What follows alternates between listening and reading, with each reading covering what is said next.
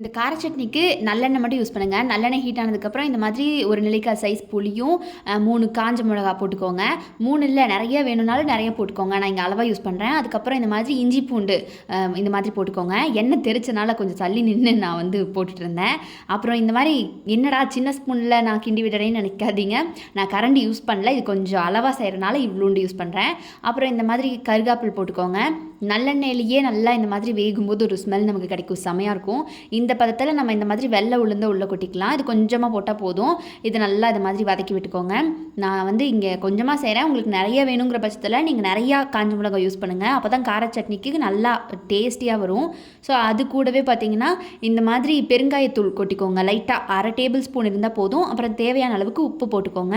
எல்லாத்தையும் நல்லா இந்த மாதிரி பச்சை வாசலாம் போகிற அளவுக்கு வதக்கி விட்டதுக்கப்புறம் போதும். அவ்வளோதான், நம்ம ஸ்டவ் ஆஃப் பண்ணிக்கலாம். இதுக்கப்புறம் நம்ம வந்து என்ன பண்ண போகிறோம்னா மெயினான விஷயம் பண்ண போகிறோம். அரைக்க போகிறோம் அப்படிங்கிறத விட இந்த மாதிரி இடிக்க போகிறோம். உரல்ல இடிக்கிறதோ இல்லை அம்மிக்கல்ல அரைக்கிறதோ ரொம்ப ரொம்ப நல்லது. நீங்கள் மிக்சியில் தயவு செஞ்சு யூஸ் பண்ணாதீங்க.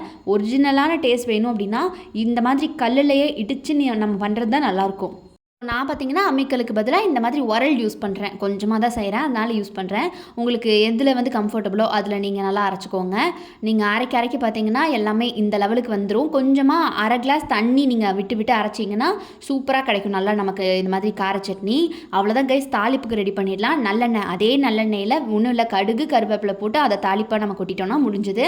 நமக்கு இந்த கும்பகோணம் கார சட்னி ரெடி ஆகிடுச்சு. செம்ம டேஸ்டியாக இருக்கும். இட்லி தோசைக்கெல்லாம் பக்காவான காம்போ. நீங்கள் சுடு சாதத்துக்கு கூட யூஸ் பண்ணலாம். பட் மோஸ்ட்டாக இட்லி தோசைக்கு இது பக்காவாக இருக்கும். நான் இன்றைக்கி வந்து இந்த மாதிரி தோசைக்கு தான் பண்ணியிருந்தேன். கண்டிப்பாக அதை ட்ரை பண்ணுங்கள். காரம் சாப்பிட்றவங்களுக்கு இது டபுள் ட்ரீட் தான்.